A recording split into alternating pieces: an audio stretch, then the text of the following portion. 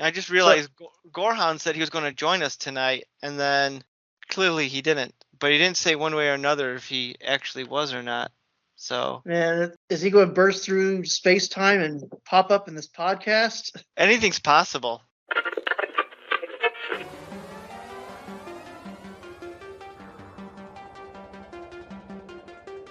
It's that time again.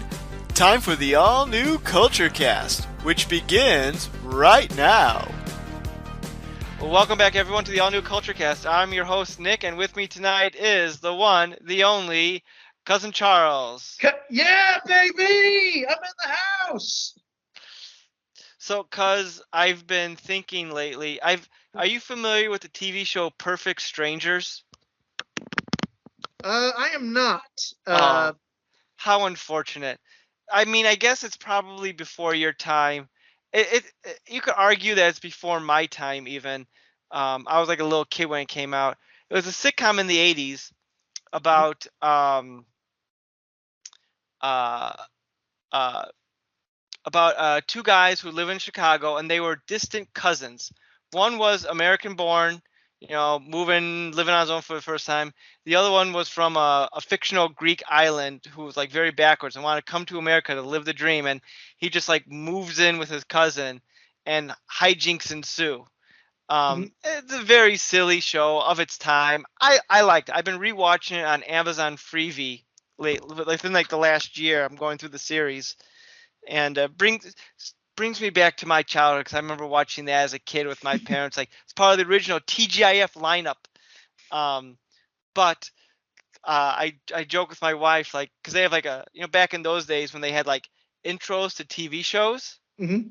and like they go to different Chicago landmarks doing whatever. I said, the next time Charlie, you know, Cuz is in town, we got to reenact that opening, like the two of us, because we're cousins and they're cousins.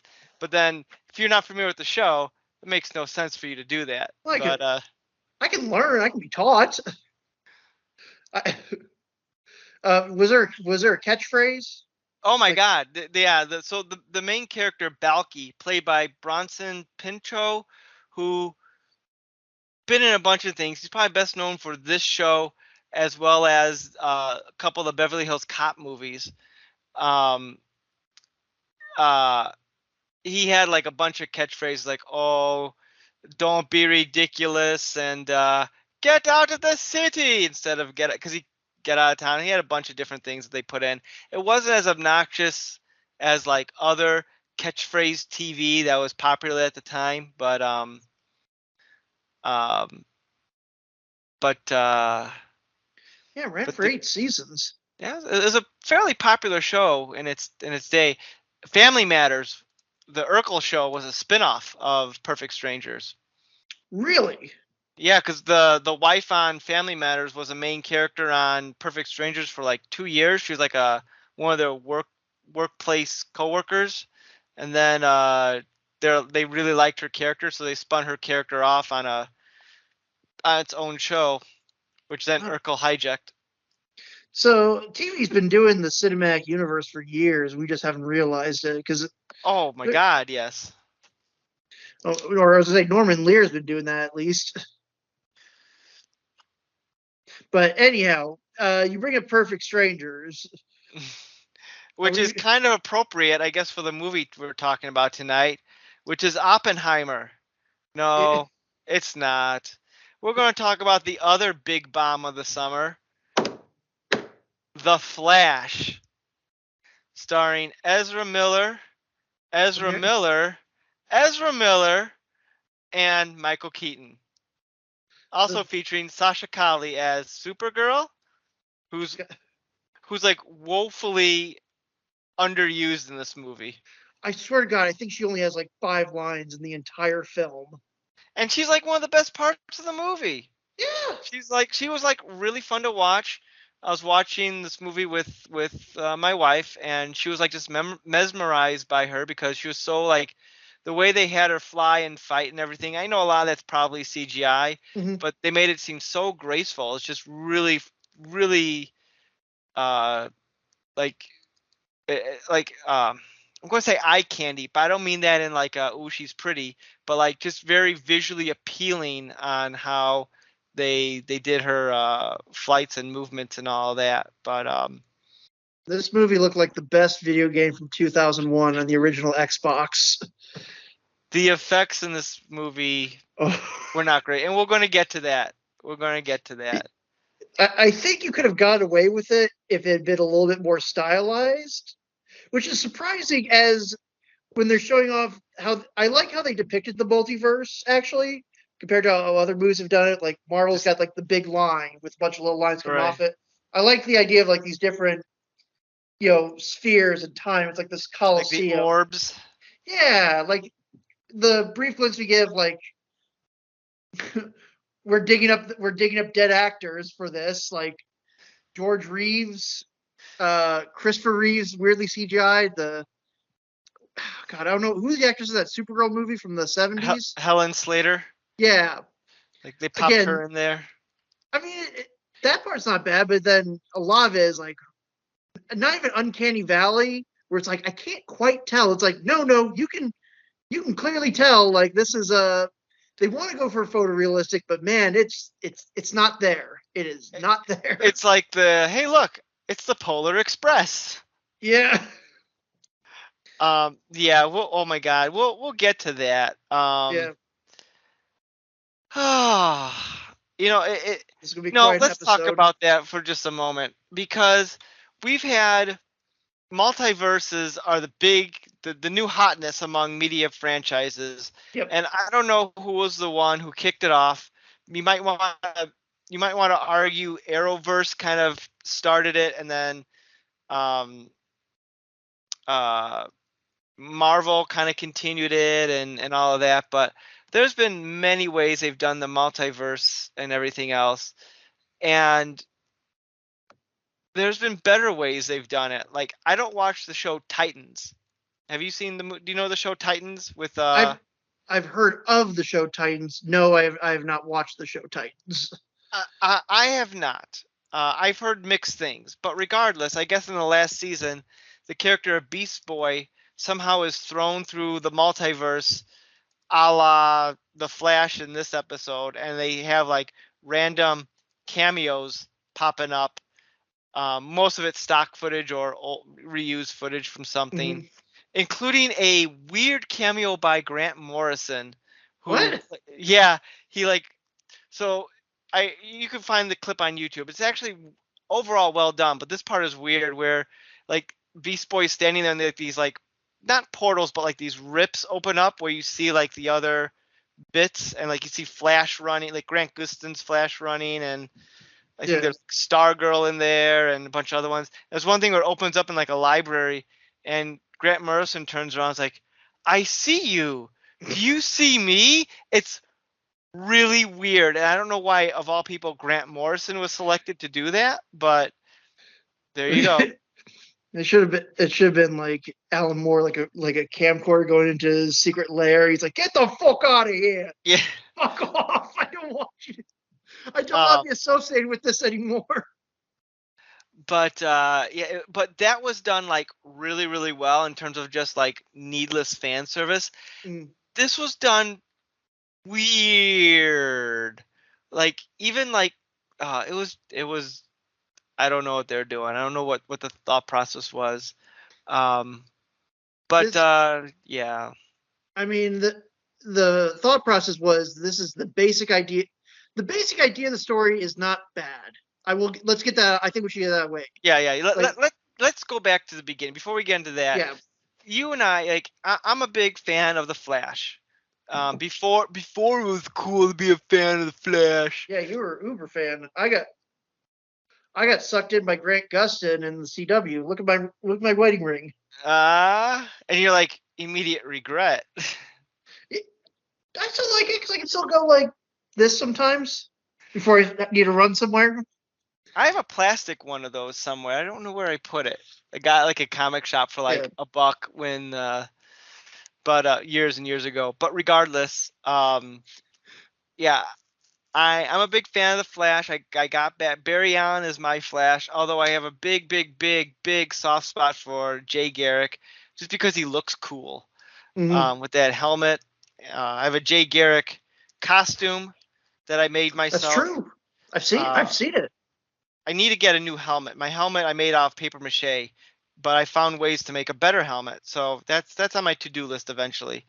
But uh but yeah, and you and I both watched. Well, I watched from beginning to end, and I think you quit mid somewhere down there, the Flash TV show. Yeah, I made it up to like season.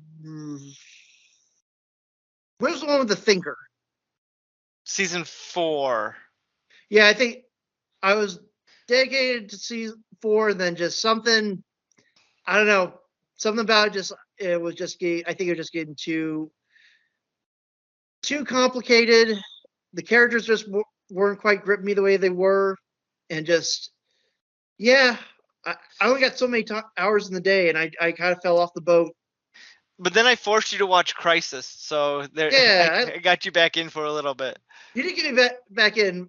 The weird thing was, even though I hadn't watched it in a while, I was still able to generally pick up where I'd left off. I got what was the general gist of what was going on, and that I still think is probably the highlight of recent DC media was the whole Crisis event, their crossovers. Like those, the first couple of them I got really excited for. Like yeah, um, like but this I lost my train of thought. That's okay. So did DC, and the Yeah, best thing that DC ever did was the Snyder Cut. of course. Uh, Well, naturally, they cannot be. It is. I hope to God the Library of Congress burns down, and the only film we have left remaining is Zack Snyder's cut of the Justice League. No other movies ever. so when aliens come, they're like, "What is this?" And it's the Snyder Cut, and they're like, They're like, "I clapped." yeah, That or and like Morbius. Those are the that. two movies they gotta save. Put him in the satellite, launch it into a black hole, send it to another galaxy, and say, "This is what Earth culture is. This is what we're all about, people." Um, so do you remember? They've been trying to make a Flash movie forever. Do you remember when they officially announced this movie? Ooh, teacher, I know. I looked this up. I looked this up for the podcast. All right, yeah. Tell me. Because I So, know the answer. I want to know if you know the answer. so Man of Steel, the start of this whole DCEU came out in 2013, and they announced the Flash movie would be coming in 2014. So they've announced it back in 2014. And it was supposed to come out in 2018, if I remember correctly. Mm-hmm. Not only did they announce it in 2014, but if memory serves, they announced it like the day after the Flash TV show premiered. Yes, they did. Because I remember, I think it was like Stephen Amell, that Green Arrow from Arrow, had said, He was "Yeah, it's kind." pissed. Yeah, he's like, "Well, we put all this hard work in making this TV show, and expanding our little corner of DC TV, and now you're just kind of undercutting it by saying, well, there's going to be a movie version that's going to be way better." Honestly, I'd probably still take the worst episode of The Flash over probably most of this movie. There's only a few things that I would call that were at least so weird and just wacky that I'm like, that was enjoyable for just being kind of out there. So yeah, I came into this movie, and it's funny how the movie was announced when the Flash aired, when the Flash first aired, the TV show, and it came out after it ended. Mm-hmm. So like it was so weird. The TV show outlasted the production cycle of this fucking film. I know that should not be the case, but went through so many different directors and writers, and Warner Brothers didn't know what they were doing with the DC properties, but uh, and then they hired Ezra Miller, which I know we'll get to, but Mm-hmm. I went into this movie thinking it was going to be just the trailers made it seem like it was a train wreck. I'm like, what is happening? What are they trying to do? What's the point? What is the plot trying to accomplish? I mean, I knew it was based on the comic book series Flashpoint. Mm-hmm. Um, Which, by the way, how many Flash stories in recent memory have been loosely based on the Flashpoint paradox. Okay, I think number the one, it wasn't called the Flashpoint Paradox. That was the name of the animated movie that it was based on. But people still call it. The movie was just called Flashpoint. I mean, the comic was just called Flashpoint. No paradox in there. okay, which is honestly, if you want to watch a better version of this movie, just watch the Flashpoint Paradox animated movie. It's a million times better and gets into why the comics are superior. Just because it's like, you want to get nuts, that's getting nuts. Yeah, Aquaman and Wonder Woman are fighting. The world's about to end. and Thomas Wayne's the Punisher. It's great. and the movie is pretty close to the uh, the comic it's based on, all things considered. This took loose inspiration, which I'm fine by that, because it's its own thing. Why just do it again? Of course, the Flash TV show did Flashpoint a couple of times. Mm-hmm. Um, just like they only call it Flashpoint once, but they It's the kind of same general concept. yeah, they kind of did it a couple different times, uh, but they did their own take on it. But anyway, I was like, this thing looked like a mess, and I finally watched it when it came to Max, and I gotta say, I didn't hate it. It was not nearly the train wreck as I thought it was going to be. Um, that said, it's just sort of a eh Yeah, eh.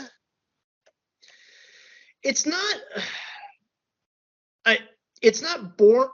Let me put it this way, because I've been kind of thinking about it for the last couple hours since I finished watching it. It's it's not bad enough where I want to turn it off, but it's not really like that mindless entertaining. Mm-hmm. Like it's okay. Like it's okay. It's not the greatest movie ever made. It's also not the worst movie ever made. Worst movie, even in this entire DC EU pantheon. The main thing I will give credit for, and I gave credit to Joss Whedon on what he had to do for Justice League, essentially taking Zack Snyder's 4 hour monstrosity and turning it into a 2.5 hour normal summer blockbuster. I'm like, you know what? You did your job. I'm gonna give credit now. I'm gonna do it. I'm giving credit to Zack Snyder. Say what you will, Zack Snyder is, a Jesus Christian scientist, but he's got a vision, man. He at least has. I don't necessarily like what he has to say, but at least he's trying to say something. This is like, so the fact this it's not really saying anything. It's not really having its own identity. I looked up the director. Do you know what all he's done before this? He did the It movies, didn't he? That's it. Ah. Yeah. Well, yes, there was. Yeah. But he did do one horror movie before this, but otherwise it's like nothing about this screams like, oh, this is a director's vision. This is very much. This truly is like we hired somebody, told him, we said, you're a company man, you're going to do what we tell you to do, and that's it. There's no style. Honestly, the Snyder movies had no substance, but at least they had some sort of style to them. Yeah. This is,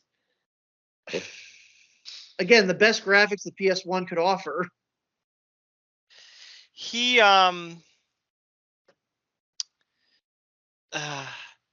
the graphics are not good in this, and there's no excuse for that. But he's yeah, Zack Snyder definitely is, and DC was big with this at the time, where they would hire directors to put their own stamps on the characters. Mm-hmm. Like they did that with Zack Snyder. They did that with oh, I can't think of her name, who did Wonder Woman. Patty Jenkins. Yeah, Patty Jenkins, and they're all kind of like, do your own thing, and then they realize, oh wait, half of these aren't working. Let's change it up, and then they kind of veered more into, it's kind of like the Marvel movies where they're the director is largely inconsequential, Mm-hmm. where it's just kind of like a movie made by committee. Yeah. And again, this wasn't a bad movie, I don't think. It's not a great movie. It's probably one I would be open to rewatching because it has its moments, but Ezra Miller really makes it difficult for that to happen. He, Um,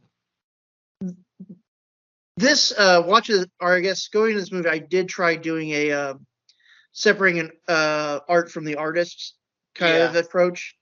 But even with that, despite the all the controversies, all the numerous crimes, just watching Ezra Miller perform, I'm like, I don't think this guy's a very good actor, and he's very obnoxious. And I get and it's not only that you're not getting one Ezra Miller, you get two Ezra Millers, and two one for of the them price is of one. yeah, one of them is supposed to be purposely obnoxious, which is like that's never a good quality. Nobody likes a purposely obnoxious character ever.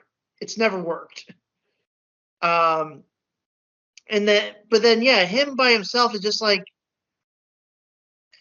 nothing. Like I got he was supposed to have some really heart wrenching moments with like his parents because they're both they're his dad's in jail, his mom his dad's in jail because everyone thinks he murdered his wife,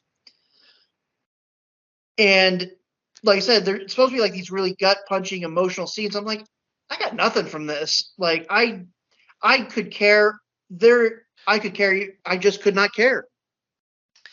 I honestly don't think Ezra Miller is that bad of an actor. He sells his performances. The few things I've seen him in, he's been annoying, but I think that was purposeful. Or maybe he's just, like that and he gets the right roles for himself. I do think Olderberry, and we should probably get into the plot of this here in a minute. Yeah, we've kind of beat around the bush. Like Olderberry, because like in the I haven't seen the Snyder cut, but I watched the original Justice League, and he was obnoxious in that. But like when he played it in this one, he seemed more mature and not as obnoxious. The younger one did seem obnoxious, and I get why they did that, to show that one's 10 years older and whatever. Yeah. But uh, it, I was expecting the worst, but the two Ezras did not bother me as much as I was expecting it. Maybe I'm just so numb by all these Mm. movies and everything that I'm just kind of like, whatever. Um, but I don't know. But let's get into the plot of this. Okay. Let's see. So we have the Flash, and he's realizing he can't get his dad out of jail. So he's all depressed about it. So he gets an idea. Hey, I can go so fast. I can go back in time.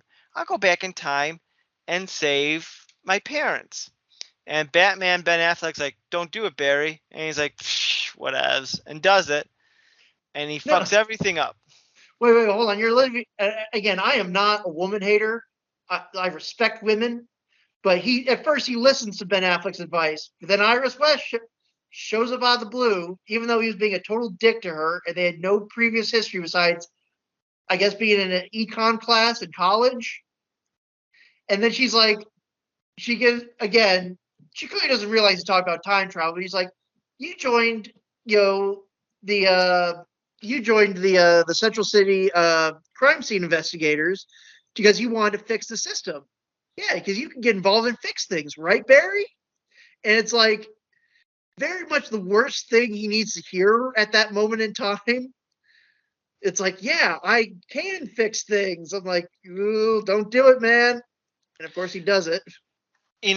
I guarantee this movie's very long, and I will say this: the movie moves at a clip, so I never felt like it was dragging. But It went by in a flash. ah, but you raise a good point. There's no reason for Iris West to be in this movie other than they cast the actress years ago, and she was contractually obliged to be in this movie. Yes. Um, She has no character. Most of the characters in this movie have no like character or personality. right. Or And that's fine. I mean, if she's just a side character like that's fine. But like he was already thinking about doing it, did you need another character to push him into doing it, or could he have been just, I'm going to do it no matter what? I don't know. But because like she's only there at like the beginning when she says, "Hi Barry, remember me? Oh, hey Barry, somehow I know where you live. Let's talk." She's a And then journalist. yeah, and then at the end of the movie when she's like, "No further questions," like she's his lawyer or something like that. Yeah, that was so fucking bizarre. Wait, why are they interviewing him? He's not the one who got out of jail. He's the son. Right. Where is the dad? The dad should be the one being asked these questions. Yeah, it's I don't know, spaghetti. But Oh god, yeah. but so Barry decides I'm going to go back in time, save my mom, which he Mhm. does by moving. That was clever how they did it. I did Mhm. enjoy. I mean, I'm glad they didn't. I, knowing the Flashpoint story and knowing how they've used Reverse Flash and all kinds of media, I'm glad they didn't go there because it just would have made it so much more complicated. Um, And see, like I said, there's some weird comic book goofy shit that happens in this movie. mhm. The fact that a tomato can is the key to reality continuing the way it's supposed to be, I like. Like, yeah, Yeah, I like that's how it's fun. simple, down to earth, not like overly complicated. Like save my mom, make sure she has the cans of for those who aren't watching, the dad Right. had to go to the store to get some more tomatoes because your mom was making something, and while he was gone, that's when the mom was killed, presumably from a break-in that went bad. And then the dad found her. Uncertain how the dad was actually convicted of the murder. He's grabbing the knife like a fucking idiot. Like, if you actually go back, I think he like is holding the knife in a way that would leave fingerprints as if you were to stab somebody. I guess, but it seems very. I don't know. I'm not a lawyer. Who knows? Yeah, you But better call Saul. yeah, right. So Um, they so they do, and also the can is the key to the end. So I mean, that I like that. But so Flash goes back, and then as he's trying to return to the future, I think I think they refer to him as the Dark Flash, mhm. pops out, punches him, and he winds up in 2013, where he discovers that he did save his mom, and learns that he's somehow stuck in 2013, and instead of going home immediately, decides to see his mom, decides to meet his younger self. Well, he doesn't decide to meet. He first got to stop his younger self because then he's revealing to his parents that, oh, there's two of us and I'm the one who's time traveled. Right, but he could have been like, "Oh, I have to go, bye," and then I don't know. It was Well, one of the weird, I guess the other weird thing, I was just kind of thinking about this because I'm like, at one point, 2023 as or older Barry is talking to younger Barry and telling him like, superpowers are like not worth it. He kind, I think he says something along those lines where it's like, yeah, no, having powers kind of sucks a little bit. But then but then he makes sure like, oh, I have to make sure that my past self gets powers, even though it wouldn't really matter. Because think about it, if he went back, if he actually made it to his present time, I don't know. I guess I'm not sure. It would have just been an alternate timeline. Would it still be the same? Who knows? they don't go into it. Barry clearly did not think this thing through No. because he established that he gets his powers because he did an internship and he happened to be there when he got struck by lightning, which was a clever way to do the origin without actually doing the origin. Yeah. I appreciated that. Um, but Barry, the young Barry in the new timeline, did not have that internship, so he still had to force himself to get powers. He takes him there to get power, so that way he guarantees that. I guess that he in the future would Would have again. powers. This is why the older I've gotten, I don't know if I've said this before in this podcast or just to people in general, but the older I get, the more I fucking hate time travel stories because the moment you start to analyze how things work and how things are affecting the other, your head just starts to implode. I've always been of the belief that if you do time travel, that's fine. make your rules and stick with them. Even if the rules are silly, just have a consistent set of rules and the audience will be fine. Back to the Future is very silly, but it has a straight set of rules and they never break them throughout the three movies. The Flash TV show kept changing how time travel worked, and it Mhm. didn't make any sense. It made sense in season 1, and then they Right. were just like, "Fuck it." Oh, by the way, Back to the Future. That's the movie with Eric Stoltz, right? Yes. I Probably did the other best part, the alternate movies of what was it? that It was was clever. I don't know, again, I don't know how many movies have done this, but when they have time travel and they change like the past, you always hear about like how it changes like the personal person or like world politics, but never like little things like that. ooh, I actually do have one because Go my on. brain holds on to useless facts. Go In on. the 1990 action movie Last Action Hero starring Arnold Schwarzenegger, um, which if you don't know the premise of that movie, a kid who's obsessed with an Arnold Schwarzenegger action hero. It's not an established franchise. It's like his own. I can't remember what his character is called. But anyhow, he gets sucked into that movie world, and he's trying to explain to Arnold Schwarzenegger's character, "No, no, you're an actor." And they go to a blockbuster, and they're like, "Look, the Terminator," and the Terminator is played by Sylvester Stallone.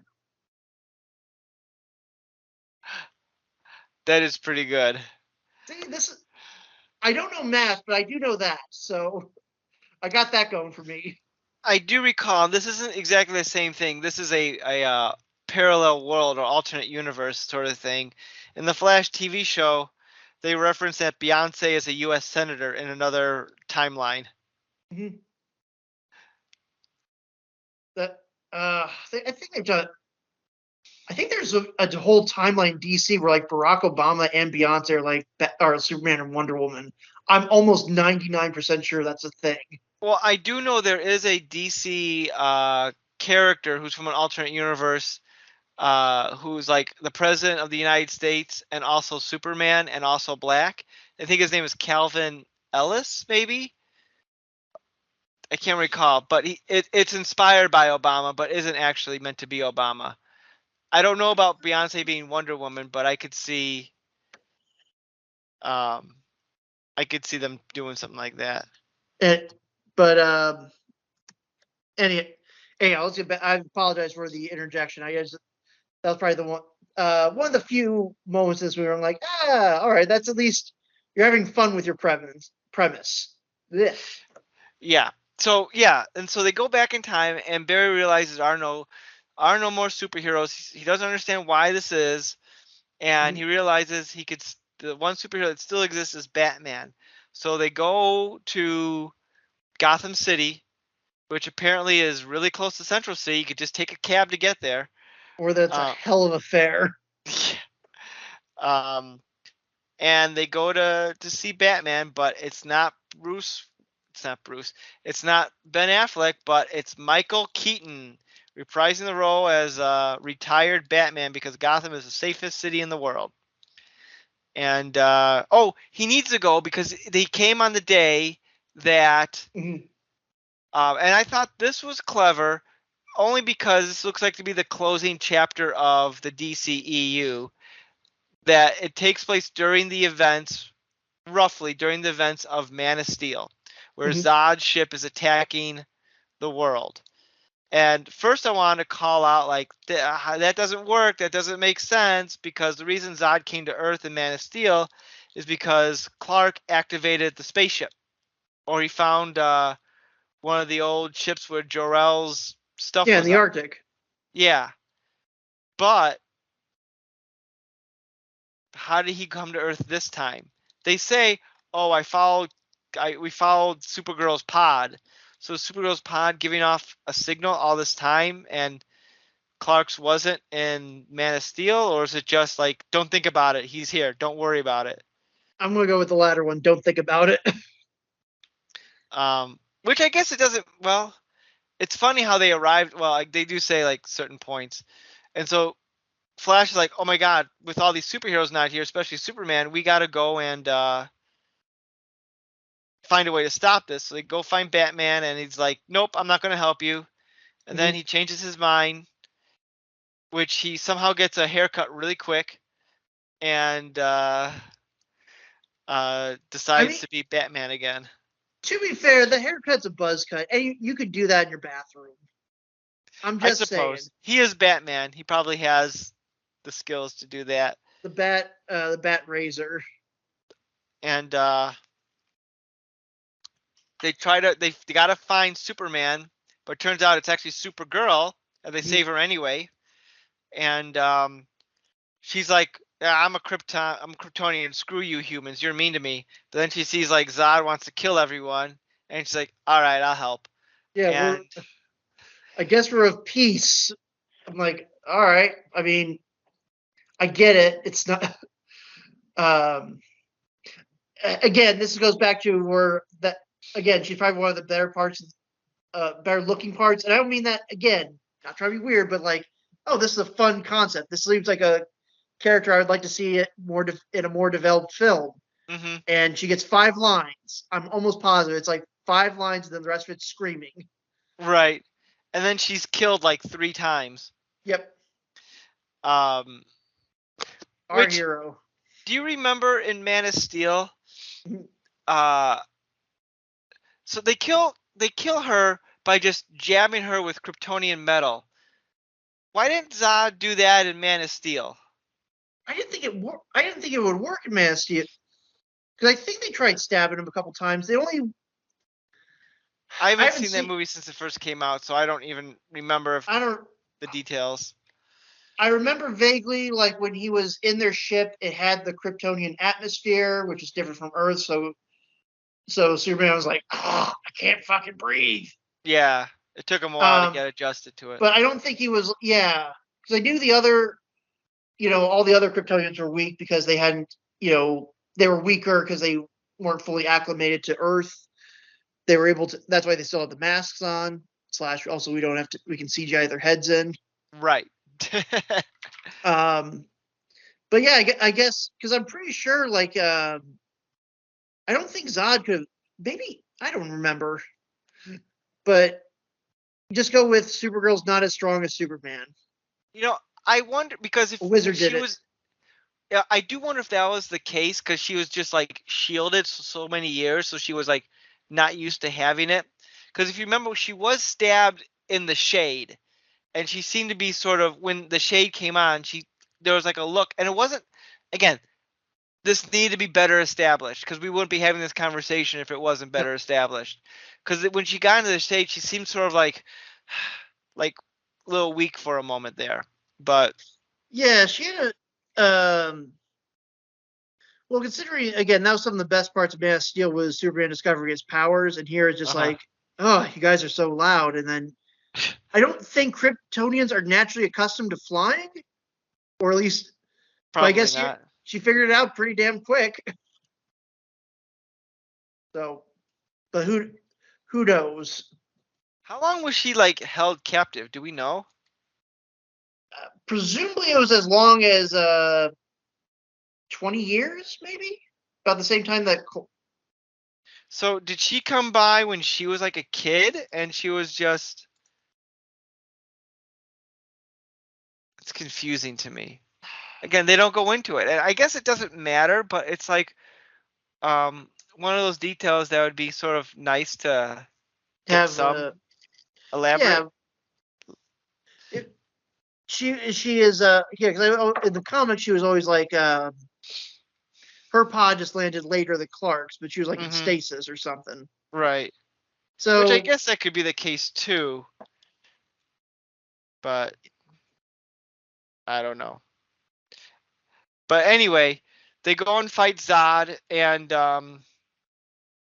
goes about as well as you expected. yeah, they die. Like Batman dies, Supergirl dies, the Flashes go back in time. Batman dies, Supergirl dies. Like way to like throw away Michael Keaton by just like killing him Yeah, twice. And old Flash realizes this is a fixed point. There's nothing we can do. This is always going to happen. Younger Flash is like, nope. And as he's drank the now, Kool-Aid. yeah, he's like, we can find a way to save him. And then we realize the Dark Flash is actually, and this was a good little twist. Mhm. The Dark Flash is actually the young Flash who's been going back in time so many times, he's actually gotten really old. And he caused Barry to pop out at that certain time so he could actually be created. Yep. Um, and then here's where things don't make sense. It's a causality loop, Mhm. but then young Barry sacrifices himself when the other one kills young Barry because he Yeah. was trying to kill old Barry. But if that was a causality loop, then young Barry always was meant to die, meaning the older one wasn't meant to exist. But the older one then would have known that he would have died and would have been not. I don't understand what happened, how that would have happened that way. Yeah. How he I figured know. out that he's got to go back. That he's got to go back to push the one Barry out of the time stream so that way he can be created again. I assume it's don't think about it too much. Well, it's like they build up. You only see this Dark Flash, who's got a not bad design. I do like that's kind of. I do like kind of like how it's like almost looks like scorched wood or like charcoal. Because he kept getting, I'm guessing because he kept getting stabbed by all the Stabbed, Kryptonian burned, and metal. just like because it's healing fat. I do like I like how the movie kind of tells us why he doesn't pull the big metal chunk out of his arm because he's like, oh well, this is actually really useful for killing Kryptonians. Mm-hmm. It's like okay, that makes sense. It's like why aren't you phasing that out? It's like well, I can stab these guys with it pretty easily, and that's probably gonna be useful. He'll phase that out later. Exactly, but but yeah, he's only established like in again that first scene where he pushes Barry out of the time stream, and then he shows up like in a quick nightmare sequence, Mm-hmm. and then that's it. And it's like, oh, I guess was this the big bad all along, or I'm kind of glad that I like how they did it. I'm glad that the big bad wasn't chasing Barry around the entire movie. That part, maybe I like this movie more than I'm realizing. Maybe just I'm a just Warner exhausted Brothers by shill? what's it? You're a Warner Brothers shill. Did the Maybe. check? I didn't get the check. Well, you're dumping on the movie. What can I say? You don't get them checks. But Whatever. they they I do wonder. I mean, no, what was I saying? I don't remember. You like the movie? Greatest movie ever. No, I do think I liked how they handled the villain aspect. Like, there's a lot of good things that they did in this movie. I like Mhm. how there wasn't like a straight up, like, gotta stop the bad guy from doing the bad thing, and then the space laser in the sky. That there was just kind of like, okay, I got a set of problems. How are we going to solve these problems? Um, I don't understand why. How did Barry loses his powers in the middle of the movie? Yeah, How? he got in the middle between the accident and his younger self, and so it's like So that took away his powers? that's what we're going with. All right. Is he got exposed to the same chemicals and lightning power again, and that basically zapped away his powers. Okay. Another While question. simultaneously giving his younger self the powers. Okay, But another question then for you. okay, In the present day, uh, 2023 Barry has uh orangey yellow lightning when he runs, yes, similar to um Grant Gustin's Barry. Mhm. 2012 Barry has blue lightning. And in the earlier movies, in the Justice League movie, Barry's lightning was blue as well. So one can argue that when you are still gaining and learning to use your speed, it's blue, and then as you get better at it, it turns different colors. But if you recall, when Future Barry was in 2012 or whenever, his lightning was blue as well.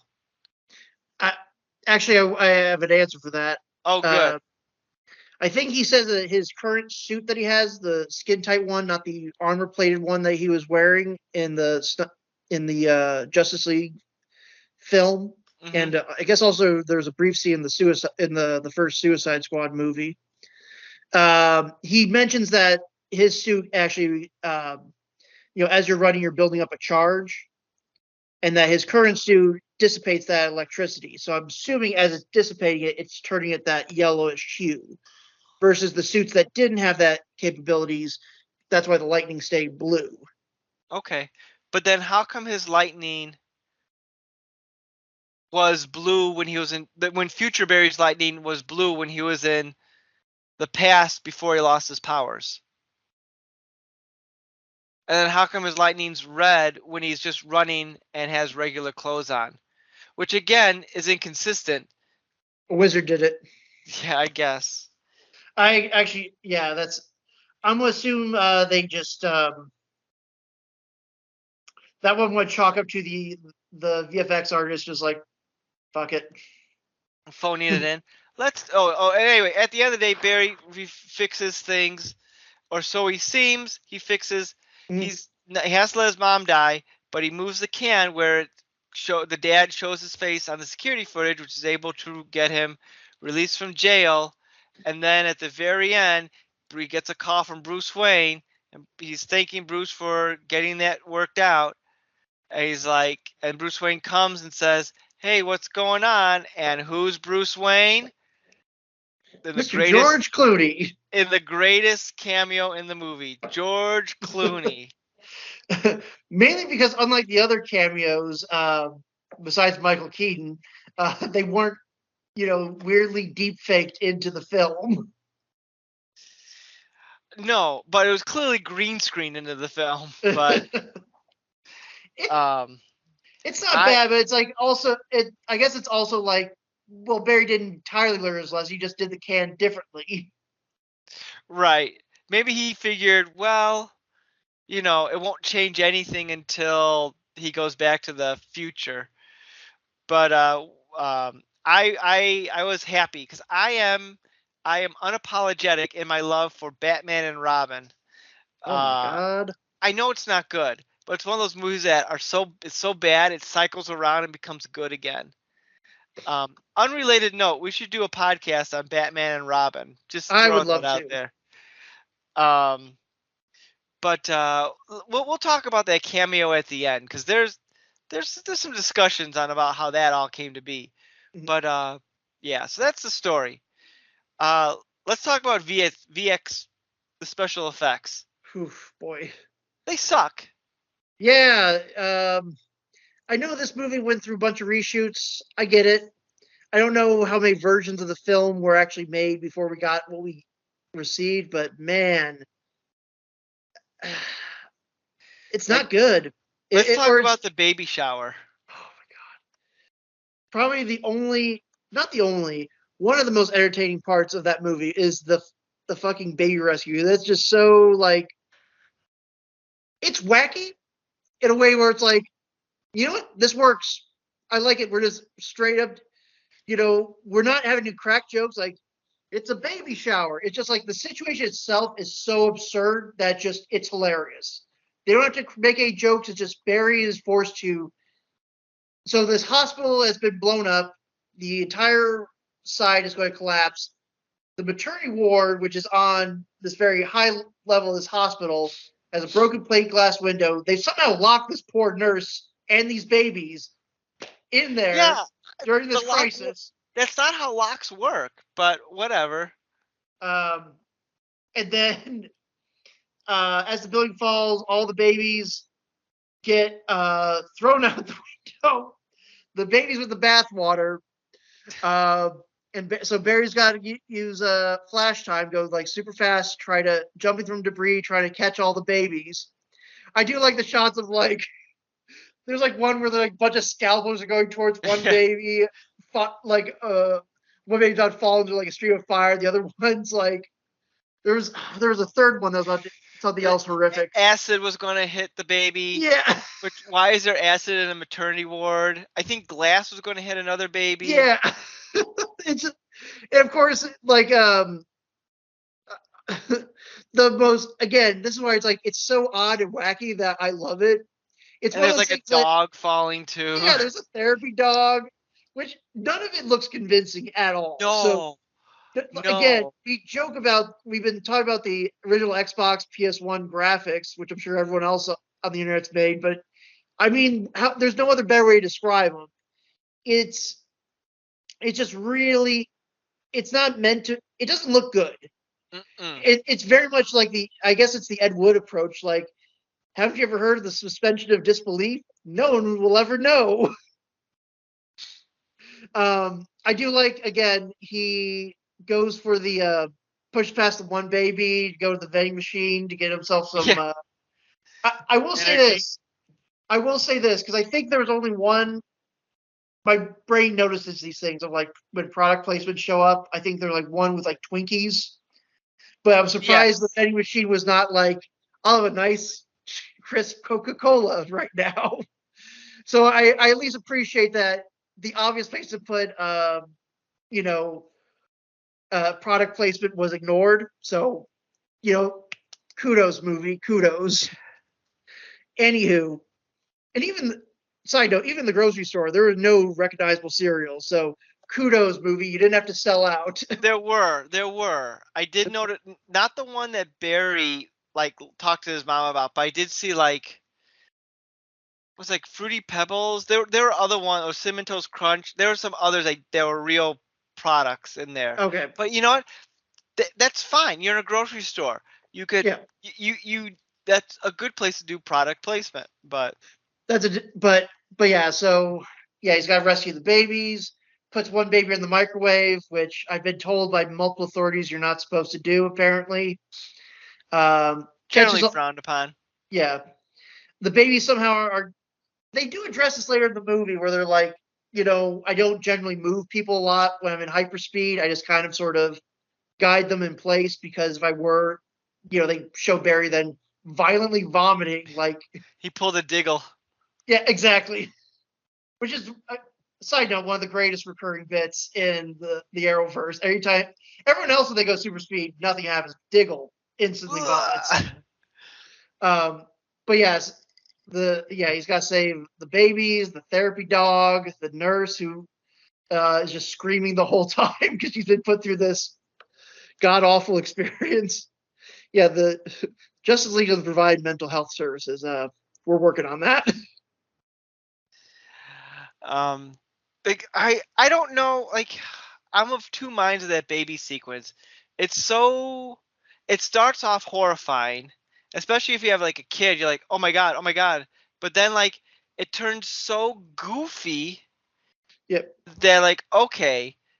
Oh, Um, but then like the CGI on the babies looks so awful that it's like this just looks bad. And I think they um watched The Mask too because I think that's got like a CGI baby, and they're like, yeah, this looks good. and I love how they use that sequence as like the end Yeah. credits. The dog just falling and just like, I'm like, this is the best idea we could come up with. I mean, it's fine. I appreciate it. I I mean, mean, I'll it give them looks credit. stupid, They're but they're they're they're trying, but like I feel what's weird is, and I'll go back to this in a second. Ezra Miller, I felt feels like he's miscast as Barry Allen. He plays the role I feel more like Wally West, because in the comics, Barry's much more of a Boy Scout type character, driven. He's not really wisecracking so much. Um, Wally West is more the goofier character. He's like cracking jokes. He's taking things seriously, but not that seriously. Um, and like the characterization is much more Wally than Barry Allen. to be fair, you could argue that's also been done with the CW show. That's true. That's true. I will say I feel the CW show doesn't get Barry's personality quite right, but I feel it's closer than Ezra Miller's more goofier take. But the tone of the CW show largely was, I think, more serious than this movie. Yeah, Which is fine. You can have a lighter, goofier tone. That's totally okay. Um, but it just doesn't fit like the character as in the comics. But at the end of the day, I guess who gives a shit really? But I do have a quick theory as to why Barry Allen's been kind of written like Wally West. I think a lot of like young adults my age whose probably first experience with the Flash was probably the Paul Dini Justice League show yeah, from that ran on Cartoon Network, and they had they Wally. used Wally, yeah, They because he used was the Wally Flash he was the Flash at the time in the comics. So exactly, and he's a wisecracker. He's goofy. mm, Again, he's trying to hit on the ladies. He thinks he's cool, but he's not. Um, right. so I think that definitely when other projects came down the pipeline, like, okay, we're going to do a Flash show, we want to do Barry Allen. I think that definitely impacted how the writers.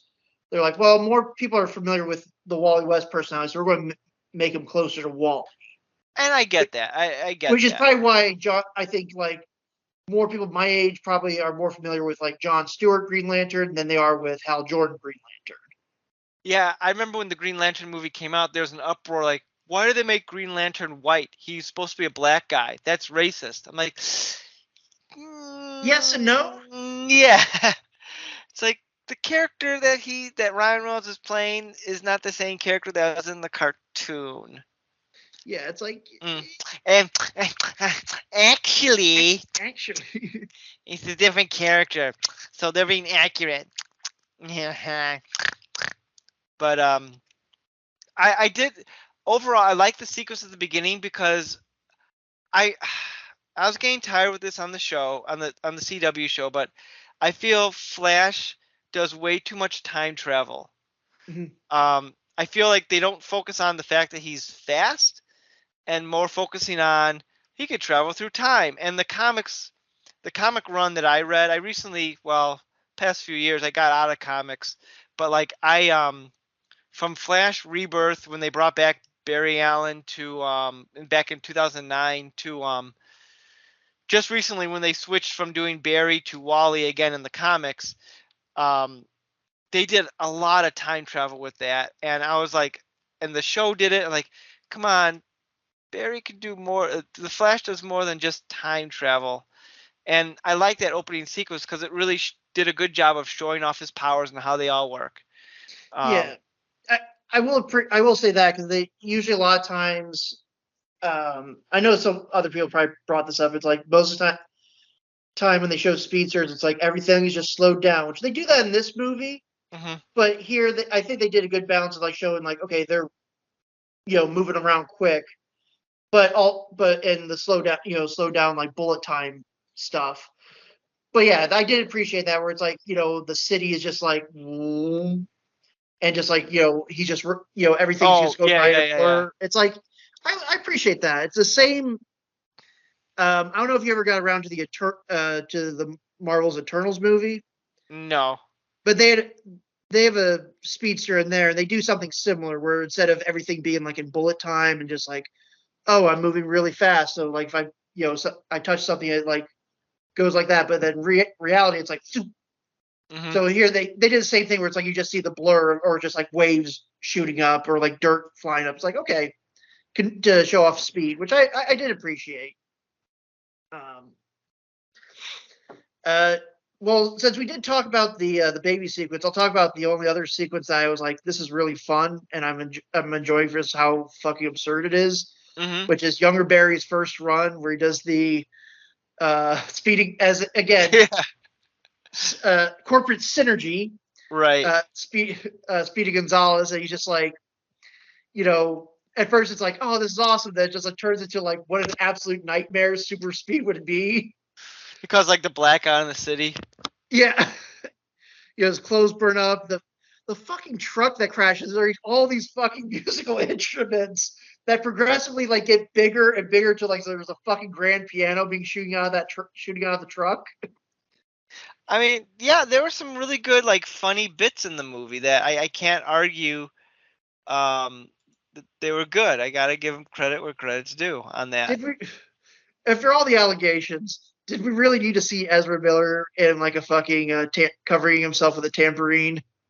How unfortunate was that all that stuff happened? Nobody said, "Is there any way to re-edit this where he at least has his underwear on And then they do it again when he falls through the floor, and and he shows has himself to Mrs. Johnson?" yeah.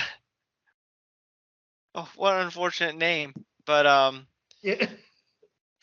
So was the Stone roommates there the whole time during all that, or they just like they just showed up? They just manifested whenever the plot decided. Oh, he's going to have stoned roommates. who were his who were his coworkers at the beginning of the movie? See, I wasn't sure about that. I thought the girl was, but I didn't know if everyone else was supposed to be like his coworkers. Well, the girl and the boyfriend were the coworkers. The guy Gary was not. Yeah, I don't think he was. he's got the Eric Stoltz tattoo on his thigh. Again, dumb, but I like it. So I think Gary was there, which I think is a funny bit. Like, there's been a guy on the couch the whole time that's oblivious to anything that's going on. But uh,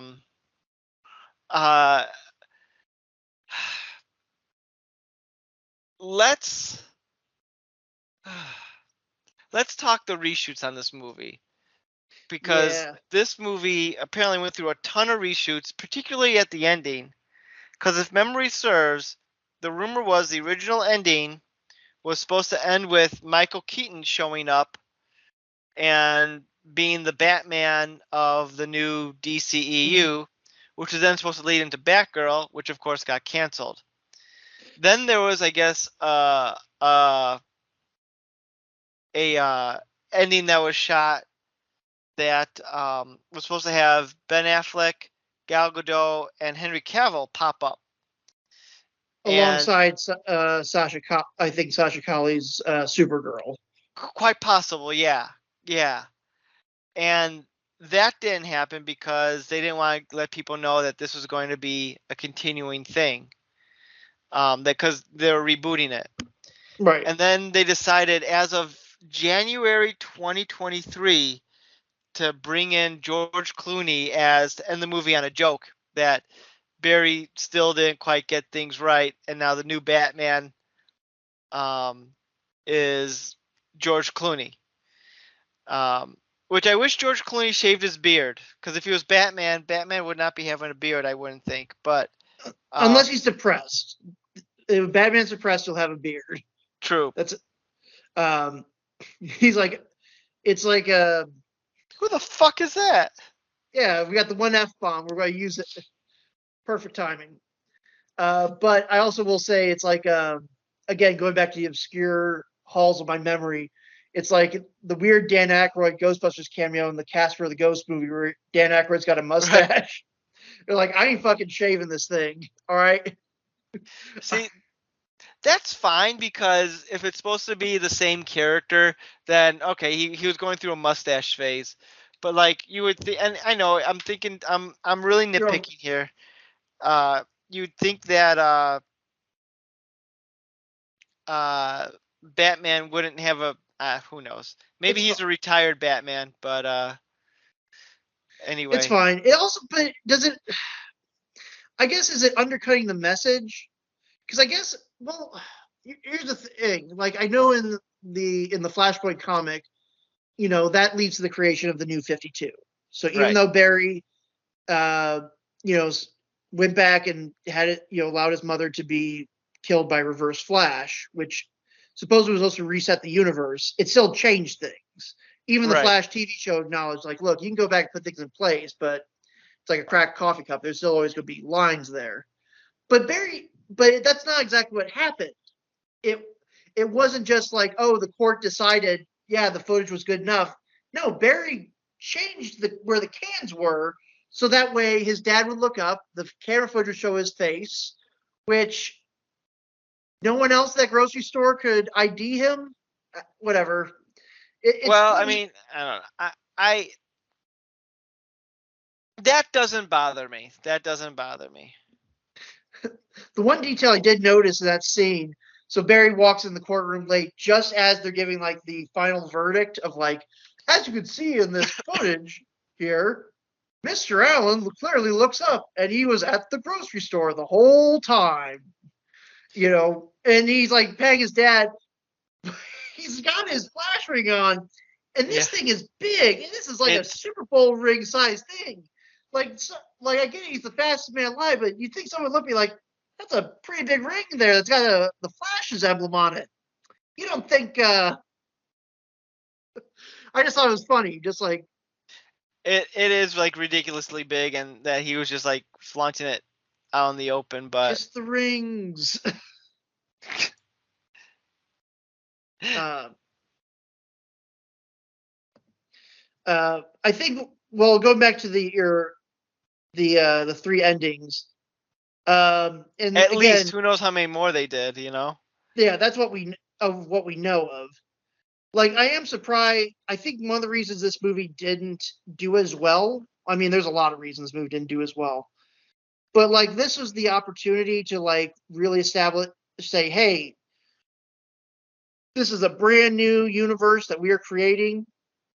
I guess they were like they didn't want to fully say, well, we're committing to Ezra Miller going forward, but they also, it's still just like, well, it still works with everything that came before. This at no point does it feel like, oh, we've reset the deck, so now it's the James Gunn moving forward. Mm-hmm. Like, I guess I don't know what you could have done. The only idea I had, I'm sure someone else came up with this, is like you have Robert Pattinson show up, Right. and then Which I think would have worked had they wanted to utilize that as if they want to bring Robert Pattinson into the shared universe, which they clearly don't. But they want to say that's its own separate thing. It's Yeah. not going to be our main. It's going to be a Batman thing, a form of Batman entertainment, but not the primary one going forward, which is fine. But there just wasn't like, I mean, there's your opportunity to kind of stay, hey, this is the line in the sand from this point forward. Forget anything that happened before. This is the new status quo. Because I mean, the film kind of sets it up. It's like, just because you change one thing in the past, you've changed the entire history. Everything's like, it goes both ways, the past and the future. So in terms of time travel. So I felt like that was kind of a missed opportunity. Overall, like in terms of making a claim like, hey, this is the start of the new era of DC movies. Instead, it's like, well, this truly is the last holdout of the old regime. Yeah, I mean, I don't think they want. I think the decision to get rid of Ezra Miller happened when all the crimes started happening, and they continued to happen. And I think they're like, if this movie makes $1 billion, there's no way Ezra's coming back. And I think they knew this movie was not going to do well, especially after all the other misses they were having, like with Black Lightning. No, not Black Lightning. Black Adam, Shazam 2. I don't know if there's another one in there, but I think those were the last three leading up to this. And I think they knew this was going to be a bomb, or this was not going to be as successful as we want it to be. So let's cap it with like a little joke that shows that this is not going to go forward. He's stuck in this world now where George Clooney is Batman, and then that'll be it. He got as close as he could to the original thing. Like the Simpsons episode, close enough. Yeah, where they're all lizard tongues are just eating off the plate. You brought this point up earlier, but I think it does need to be acknowledged. In terms of comparing Marvel to DC, in the 10-year period, 2008 to 2018, Marvel released like their magnum opus, of the Infinity Saga. Mm-hmm. All these movies, all these very different characters, all these movies very successful, culminating in a film that was like, I saw it in theaters twice because it was like, it's that good. Yeah, I know. But you go back, this movie also is within that same sort of 10-year gap of production of a cinematic universe, and a couple of hits, a couple of movies that people liked, but generally speaking, it's not at the same like cultural crossstone as like what Marvel did, and that's the sad truth of it. I don't know if they just kind of came in too late. As I know a lot of people like to say, "Oh, the superhero genre is dying." It's like, no, it's not dying. It just people want something. They just are tired of the same old shit being shown up every time. Mm-hmm. There's so many weird characters that you can make your primary like protagonists, but instead they all feel relatively the same. They're either Batman or they're funny quippy guy. That's it. Like there's no in between. It's like you either gotta be funny quippy guy or you gotta be sad and brooding. And nothing in between those two extremes, it feels like. For me at least. If you're just taking a very broad stroke. So because I don't want anybody in the comments saying, "Oh, you didn't look at this, you didn't look at that." Shut up. Shut the fuck up. Who the fuck is that? Yeah, this fucking tooth falls off. This movie was cut. I don't want to say disgusting, but like had a lot of like blood and vomit and just like bodily fluids. Just the Yeah. way Ezra Miller likes it.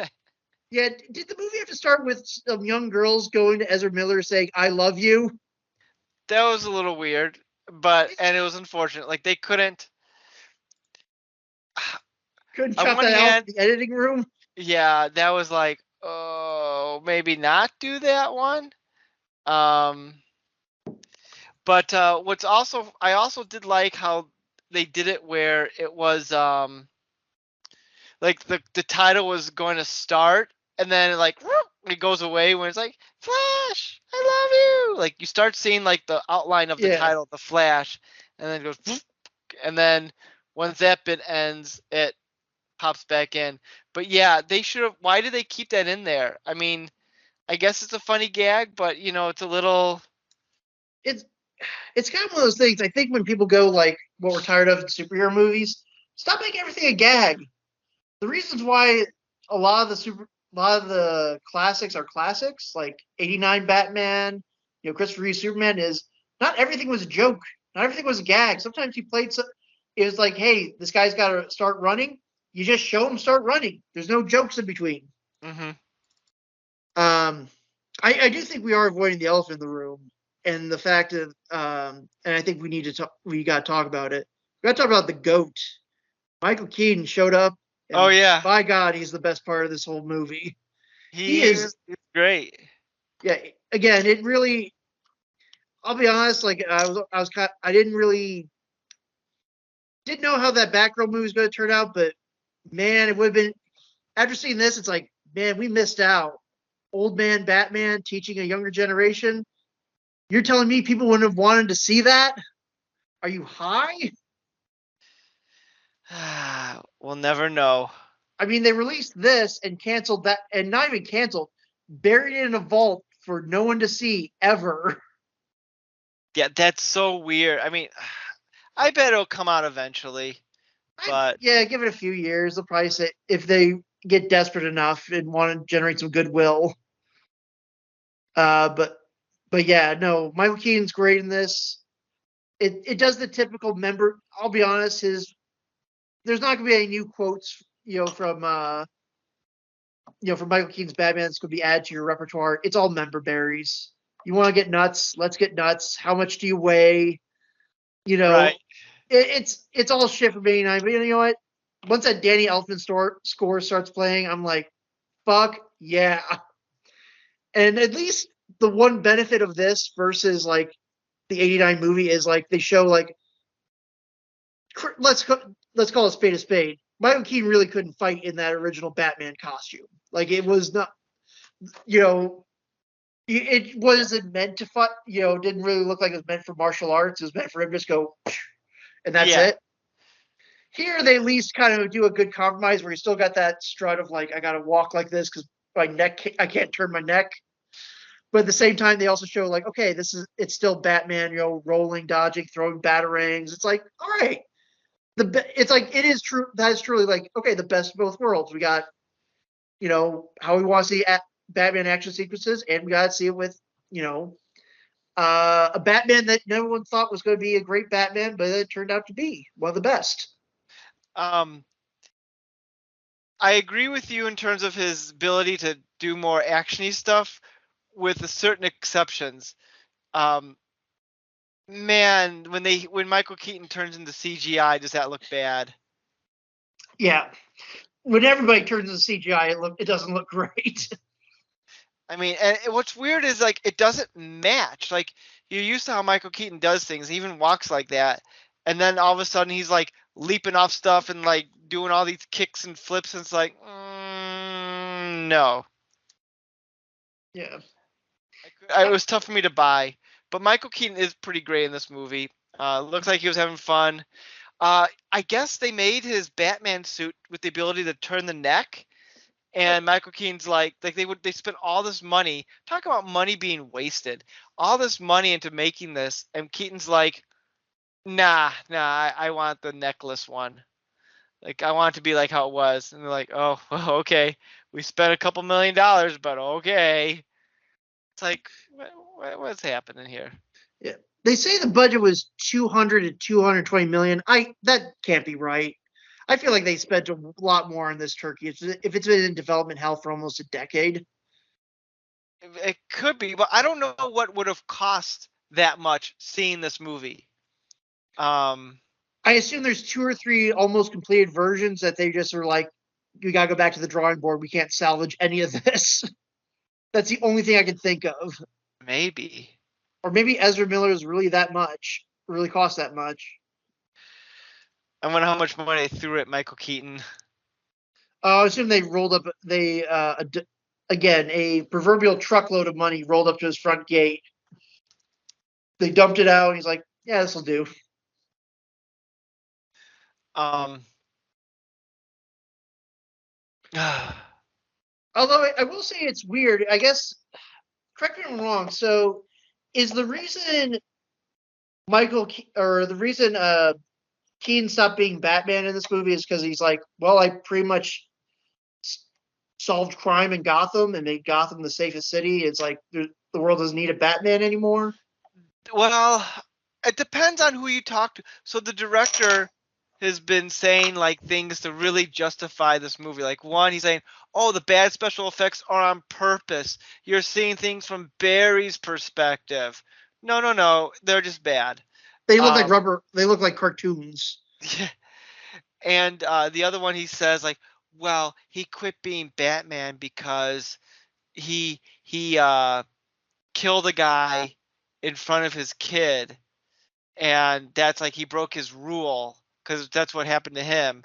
I'm thinking Michael Keaton's Batman killed a lot of people. I'm sure they had kids, some of them. Yeah, I don't think he would give a shit, but that would at least regardless, be. I mean, I will say that'd be an interesting reason, and actually would it'd be nice if the movie actually explicitly stated that he went too far or felt like he went too far, or right? fuck the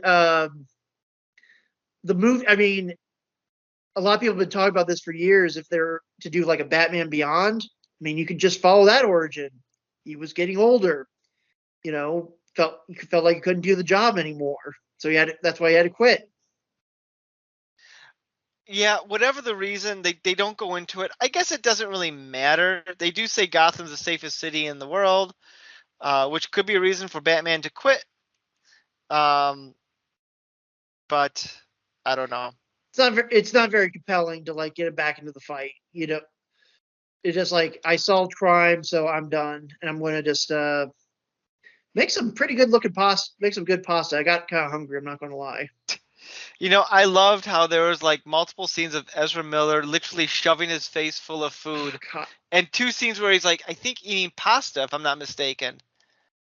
Yeah, it's like it's just like nasty. Like I'm sorry, eating food is not very cinematic. like I, like there's no way to make that look good. What was I gonna say? So ran the tip of my tongue. Oh, speaking of the other Batman in this movie, we talked about Clooney. We talked about Keaton. I guess we gotta give the quick shout out to Affleck. Like Affleck. Affleck, but you know what? Since this is probably the last time we'll see Ben Affleck's version of Batman, it wasn't a bad action sequence. It wasn't a terrible action sequence to take him out on. You know what I mean? No, it was some of it was pretty good, but again, like the CGI, I thought was really bad. We need to go back to practical action sequences because I feel like it just it the movements aren't natural. It looks too video gamey, Mm-hmm. and I know they're having them do over the top stuff, but like at the same time, and I know this is why they do a lot of superhero movies at night because you can hide stuff in the shadows better. But like it didn't Doesn't look work. right. Something looked just off about it. Like where he's like he has like the grapple and he's like with the truck and he's like sliding on the street like street surfing almost looks like. Yeah. I'm like that looks it takes me out of the movie because it looks too jarring. But I don't know. I did want to disturb the I didn't want to wake up the liberals where he's like got the lasso of truth. He's like, I guess I could. I guess if I really want to make change, I could stop crime. I could eliminate poverty. As he's trying to like undo the lasso around him. Was that one of the things he said? Yeah, he's like, my ego won't allow me to say thank I you. I remember that, but Yeah, it's like one of the things he brings up of like, oh, where he's like, if I really want to stop crime, I guess I could stop poverty. I got the money to do it. Like, Spicy just didn't say, I really just love beating the shit out of people. I love how Barry just randomly volunteers. Oh, I've never had sex, and it's You like know, you have to be asked questions, right?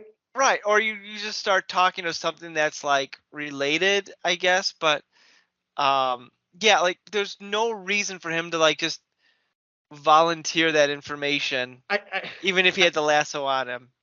I don't need to know that this Barry's a virgin, okay? Oh, speaking of bad effects, the one effect that really, there's a lot of them in this movie. I Hmm. did want to bring up how they completely changed Zod's message from Man of Steel. They completely changed it. They didn't, I should say completely, but they made a jarring edit, which I'm not, I have, it's been a while since I've seen Man of Steel, but I almost thought in Man of Steel, when giving his message to Earth, I thought he still had his mask on, so he looks, more alien, where it's like almost like a bird beak with that respirator on.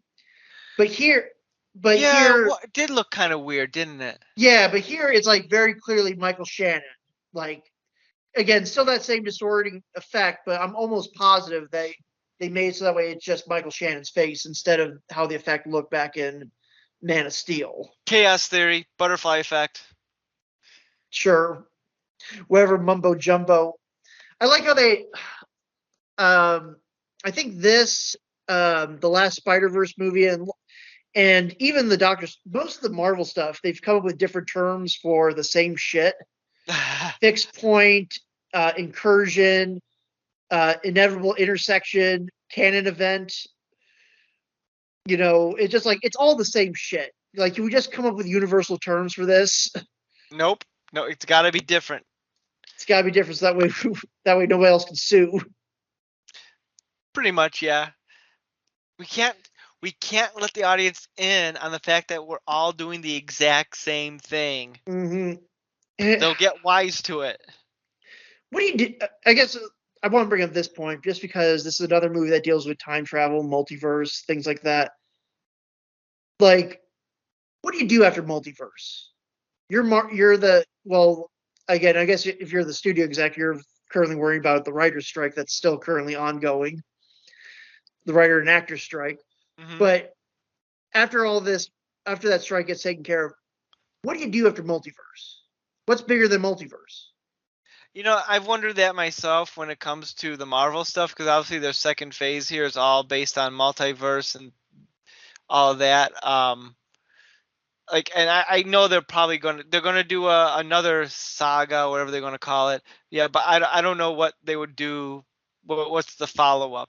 What do they do next? I've heard rumors that the multiverse thing is gonna soft reboot the MCU, so you can bring back like Iron Man and Captain America, but with new actors.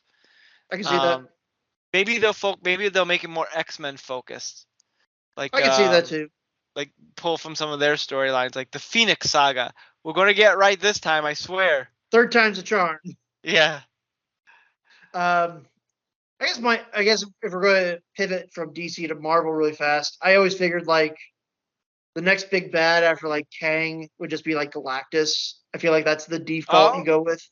that could be.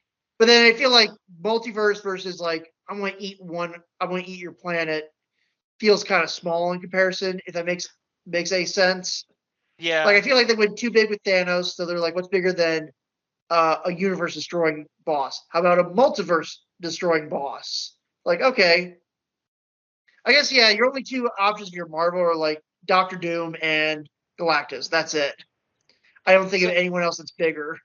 allegedly Feige has like plans up to like the mid 2030s with the different movies. Jesus. So I mean they already got the multiverse saga planned out, well, theoretically, bearing various court cases, uh, to like 2027 or something. So I'm sure they're already cooking stuff what they want to do after that. It'd be interesting. Yeah, I don't know where you take it after that. I really don't. Um, the other thing I did want to bring up with you, just because I remember this was like, in the months leading up to, or kind of like in the last couple of months related to DC Comics, with the James Gunn takeover.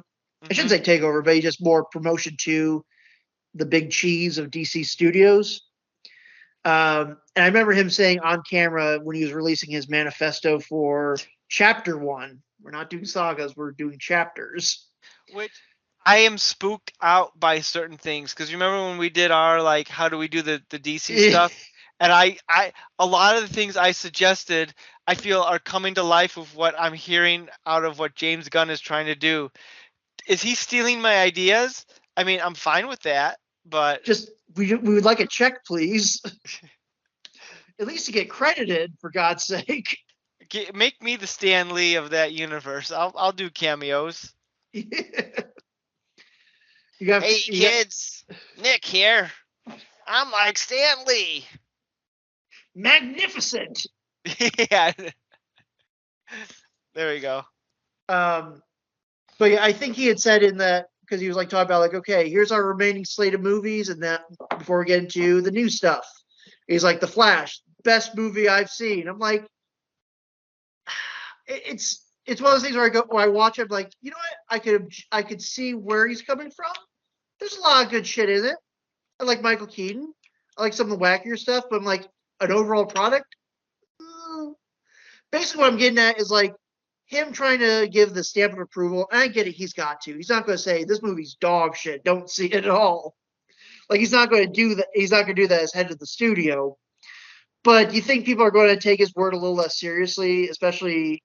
I know that as we're speaking, Blue Beetle apparently didn't do very well. I actually But wanted to see it. I just didn't get around to it. apparently it's pretty good for a movie, but it just,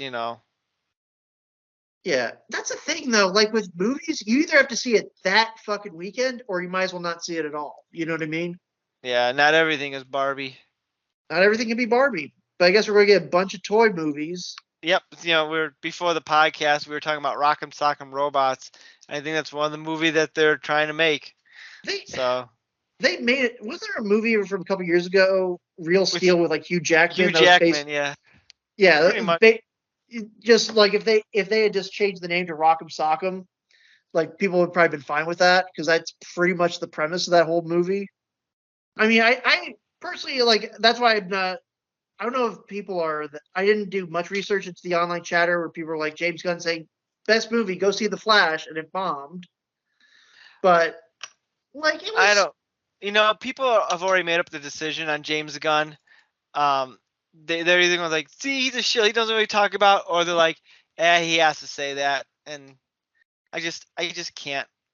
I'm going to the camp like he's got to say it. Even though it's not his movie, it's not a movie that he had any involvement with. He's got to say it because it's like, look, I kind of got stuck with it.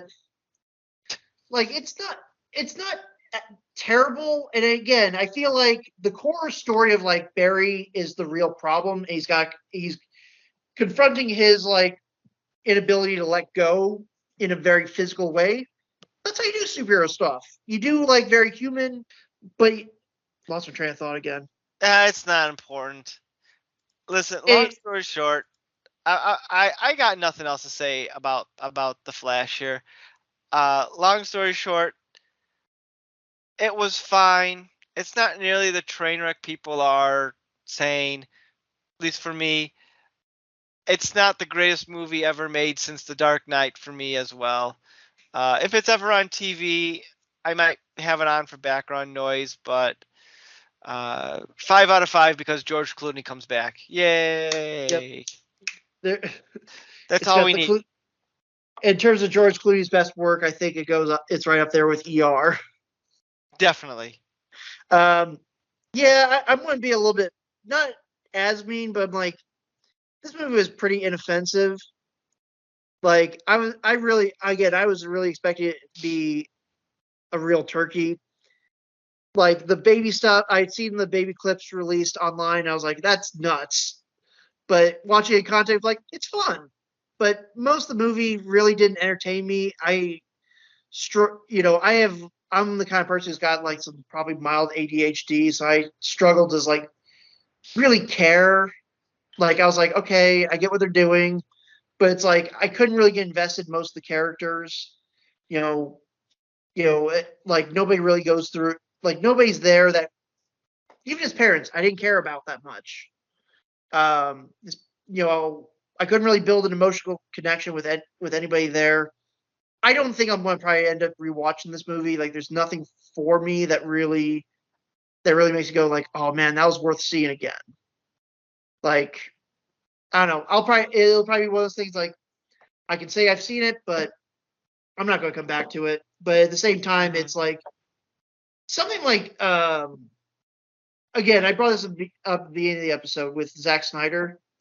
Like something like Dawn of Justice is so fucking batshit bonkers in terms of what happens in that movie that you kind of have to watch it to really understand all the different threads that are going on. This is not quite at that level. This is like very much watered down. I don't mind a simpler story. I really Yeah, don't. simple's not bad. I'm not saying no. I'm not saying it's got to be complex, but it's like it's got to be entertaining. And I just didn't feel very entertained by this by the end. You know, I didn't like the serious moments really didn't hit me. And usually stuff with like, I'm a sucker for like kids and their parents and things like that. But it didn't get me, man. It just did not get me the way I wanted it to. Um, yeah, I mean, I liked how it was trying to do at least something different. Yeah. That there wasn't like a set villain, and there was just people trying to solve a problem. Mm-hmm. Um, again, I was maybe because my expectations were so low that it had nowhere to go but up. Yeah, I couldn't imagine if you were someone who was like super excited for this movie and then you watch this would probably be the I don't know how you would feel about this. You'd either be in denial and lying to yourself that you liked it, or you just be like, that kind of wasn't that great. Won't say sucked, but it was not that great and really did not make. If you weren't a Flash fan before, this movie will not make you a fan of the Flash. But I No. think that's probably fair to say. Might make you a fan of Supergirl. Definitely make you appreciate 1989 a lot more. But I don't think it's good. No one's going to go out and buy a Flash comic after this. Very unlikely. So, final verdict. Still better than Twilight. Alrighty. Well, I'm ready to call this one in. So, cuz good episode. Thanks for joining me tonight. And for you out there, who's the three of you who are still listening, thanks for listening, and join us next week when we talk about Twilight. So, see you then. See you in a Flash. You've been listening to the all-new CultureCast. Follow us on Twitter. Drop us a line at nick.culturecast@gmail.com. We can't promise we'll read it. Theme music by Dana Vodovaz. Check out their work on YouTube at Vodovaz Music Productions. This has been a Saltwater production. Original material copyright 2023. Thanks for listening. I'm like jazz, all right? I'm freestyling.